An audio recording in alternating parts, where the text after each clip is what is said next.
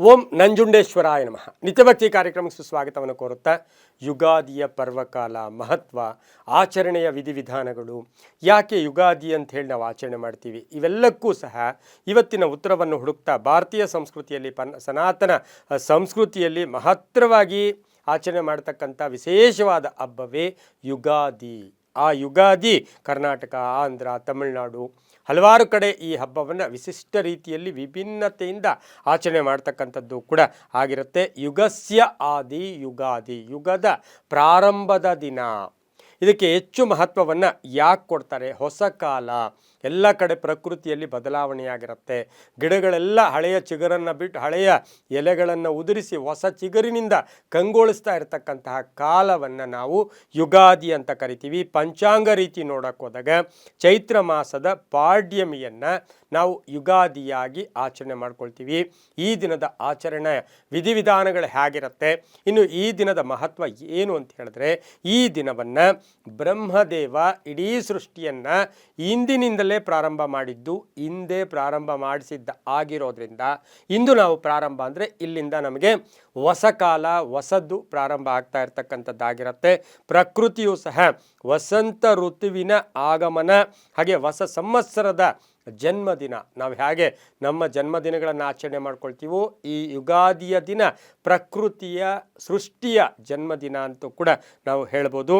ಹಾಗೆ ಪ್ರಕೃತಿಯ ಪುನರುಜ್ಜೀವನ, ಪ್ರಕೃತಿ ಹಳೆಯದನ್ನೆಲ್ಲ ಕೆಡವಿ ಹೊಸದನ್ನು ತನ್ನ ಮೈಗೆ ಹಾಕಿಕೊಂಡಿರ್ತಕ್ಕಂಥ ಒಂದು ದಿನ ಕೂಡ ಇದಾಗಿರುತ್ತೆ. ವಸಂತ ಋತುವಿನ ಆಗಮನ, ಪ್ರಕೃತಿ ಹೊಸ ಚೈತನ್ಯವನ್ನು ಕೊಡ್ತಾ ಇರ್ತಕ್ಕಂಥದ್ದಾಗಿರುತ್ತೆ.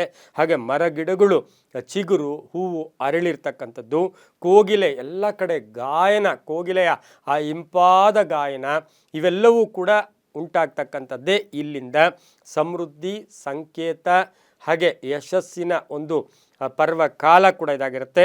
ಇನ್ನು ಈ ಯುಗಾದಿಯ ದಿನ ನಾವು ಹಿಂದಿನ ದಿನವೇ ಮನೆಯನ್ನೆಲ್ಲ ಶುದ್ಧಿ ಮಾಡ್ಕೊಂಡಿರ್ತಕ್ಕಂಥದ್ದಾಗಿರುತ್ತೆ. ಹಾಗೆ ಶುದ್ಧಿ ಮಾಡಿದಾದ ಮೇಲೆ ಮನೆಗೆ ಮಾವಿನ ತೋರಣಗಳನ್ನು ಕಟ್ತಕ್ಕಂಥದ್ದನ್ನು ಕೂಡ ನಾವು ಹಬ್ಬದ ಬೆಳಗಿನ ಜಾವ ಅಥವಾ ನೆನ್ನೆಯ ಸಂಧ್ಯಾಕಾಲದಲ್ಲೇ ಮುಗಿಸ್ಕೊಂಡಿರ್ತೀವಿ. ಅಭ್ಯಂಗ ಸ್ನಾನವನ್ನು ಈ ದಿನ ಮಾಡ್ತಕ್ಕಂಥದ್ದು. ಅಭ್ಯಂಗ ಸ್ನಾನ ಅಂದರೆ ಮಕ್ಕಳಿಗೆಲ್ಲ ಎಣ್ಣೆ ತಲೆಗೆ ಹಚ್ಚತಕ್ಕಂಥದ್ದು. ಹಾಗೆ ಎಣ್ಣೆಗೆ ತಲೆಗೆ ಹಚ್ಚಿ ಆ ಒಂದು ಸಮತೋಲನವಾಗಿರ್ತಕ್ಕಂಥ ಬಿಸಿ ನೀರಿನಿಂದ ಗಂಗೆ ಚ ಯಮುನೆ ಚೈವ ಗೋದಾವರಿ ಸರಸ್ವತಿ ನರ್ಮದೆ ಸಿಂಧು ಕಾವೇರಿ ಜಲಸ್ಮಿನ್ ಸನ್ನಿಧಿಂ ಕುರುಂ ಅಂತಕ್ಕಂಥ ಸಪ್ತ ನದಿಗಳ ಹೆಸರು ಹೇಳಿ 3 ತಂಬಿಗೆಯ ನೀರನ್ನು ಆ ಒಂದು ಮನೆಯಲ್ಲಿ ತಲೆಯ ಮೇಲೆ ಹಾಕ್ಕೊಂಡು ಸ್ನಾನ ಮಾಡ್ಕೊಳ್ತಕ್ಕಂಥ ಅಭ್ಯಂಗ ಸ್ನಾನ ಆಗ್ಬೋದು. ಹೊಸ ಬಟ್ಟೆಯನ್ನು ಹಾಕ್ಕೊಳ್ತಕ್ಕಂಥದ್ದು. ಹೊಸ ಬಟ್ಟದ ಜೊತೆಗೆ ಮನೆಯಲ್ಲಿ ನಿಮ್ಮ ಕುಲದೇವರಾಗ್ಬೋದು, ನಿಮ್ಮ ಇಷ್ಟ ದೇವರಾಗ್ಬೋದು, ನಿಮ್ಮ ಮನೆ ದೇವರನ್ನು ಆವಾಹನೆ ಮಾಡಿ ಅದು ಪೂಜೆ ಮಾಡ್ತಕ್ಕಂಥದ್ದಾಗಿರುತ್ತೆ. ಹಾಗೆ ಪಂಚಾಂಗ ಪೂಜೆ, ಬಹು ವಿಶೇಷವಾಗಿ ಪಂಚಾಂಗ, ವಾರ ತಿಥಿ ನಕ್ಷತ್ರ ಯೋಗ ಕರಣಗಳ ವಿಚಾರವನ್ನು ಒಳಗೊಂಡಿರ್ತಕ್ಕಂಥ ಪಂಚಾಂಗವನ್ನು ಪೂಜೆ ಮಾಡ್ತಕ್ಕಂಥದ್ದು. ಆ ಪಂಚಾಂಗದಲ್ಲಿರ್ತಕ್ಕಂಥ ವರ್ಷ ಪೂರ್ತಿ ಏನು ಶುಭ ಫಲಗಳಿದೆ ಅವು ನಮಗೆ ಲಭಿಸಲಿ ಅಂತಕ್ಕಂಥ ಭಾವನೆಯಿಂದ ಪಂಚಾಂಗ ಪೂಜೆಯನ್ನು ಮಾಡ್ತಕ್ಕಂಥದ್ದು. ಇನ್ನು ಸಂಧ್ಯಾಕಾಲದಲ್ಲಿ ಪಂಚಾಂಗ ಶ್ರವಣ ಮಾಡ್ಕೊಳ್ತದ್ದು.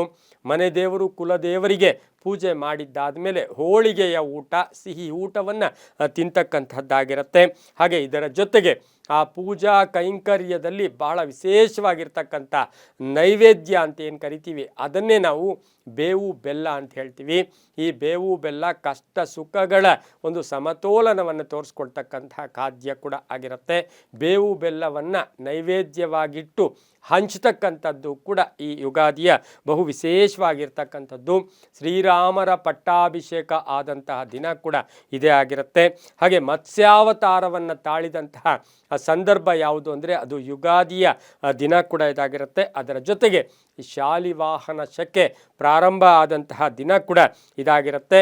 ಇಂದು ತಿಥಿವಾರ ನಕ್ಷತ್ರ ಯೋಗ ಕರಣಗಳ ವಿಚಾರವಾಗಿ ತಿಳ್ಕೊಂಡಾಗ ಒಂದೊಂದೂ ಕೂಡ ನಮಗೆ ಒಂದೊಂದು ಶಕ್ತಿಯನ್ನು ಕೊಡ್ತಕ್ಕಂಥದ್ದಾಗಿರುತ್ತೆ. ಅದರ ಜೊತೆಗೆ ಬೇವು ಬೆಲ್ಲ ತಿಂತಕ್ಕಂಥ ಸಮಯ, ಹಂಚತಕ್ಕಂಥ ಸಮಯದಲ್ಲಿ ಭಾಳ ವಿಶೇಷವಾಗಿ ಒಂದು ಶ್ಲೋಕವನ್ನು ಕೂಡ ನಾವು ಪಠನ ಮಾಡಬೇಕಾಗಿರುತ್ತೆ. ಶತಾಯುರ್ವಜ್ರ ದೇಹಾಯ ಸರ್ವ ಸಂಪತ್ಕರಾಯ ಚ ಸರ್ವಾರಿಷ್ಟ ವಿನಾಶನಾಯ ನಿಂಬ ಕಂದಳ ಭಕ್ಷಣಂ ಅಂತಕ್ಕಂಥ ಮಂತ್ರವನ್ನು ಹೇಳಿ ನಾವು ಈ ಒಂದು ಬೇವು ಬೆಲ್ಲವನ್ನು ಹಂಚಿದಾಗ ನಮ್ಮ ಬಾಂಧವ್ಯಗಳು ಚೆನ್ನಾಗಿರುತ್ತೆ, ಆರೋಗ್ಯ ಚೆನ್ನಾಗಿರುತ್ತೆ, ರೋಗ ರುಜಿನಗಳಿಂದ ಮುಕ್ತರಾಗ್ತೀರಾ. ಈ ಬರ್ತಾ ಇರತಕ್ಕಂಥ ಸಂವತ್ಸರ ಪರಾಭವನಾಮ ಸಂವತ್ಸರ ಆಗಿರುತ್ತೆ. 60 ವರ್ಷಗಳಲ್ಲಿ 40ನೆಯ ವರ್ಷ ಈ ಪರಾಭವನಾಮ ಸಂವತ್ಸರ. ಇದರ ಈ ವರ್ಷದ ರಾಜ ಕ್ಯಾಬಿನೆಟಲ್ಲಿ ಬಹುಮುಖ್ಯವಾಗಿ ನಾವು ಹೆಚ್ಚು ಪ್ರಸ್ತಾಪ ಮಾಡ್ತಕ್ಕಂಥದ್ದೇ ರಾಜ ಗುರು ಆಗಿರ್ತಾನೆ, ಮಂತ್ರಿ ಕುಜ ಆಗಿರ್ತಾನೆ, ಇನ್ನು ಸೇನಾಧಿಪತಿ ಚಂದ್ರನಾಗಿರ್ತಾನೆ.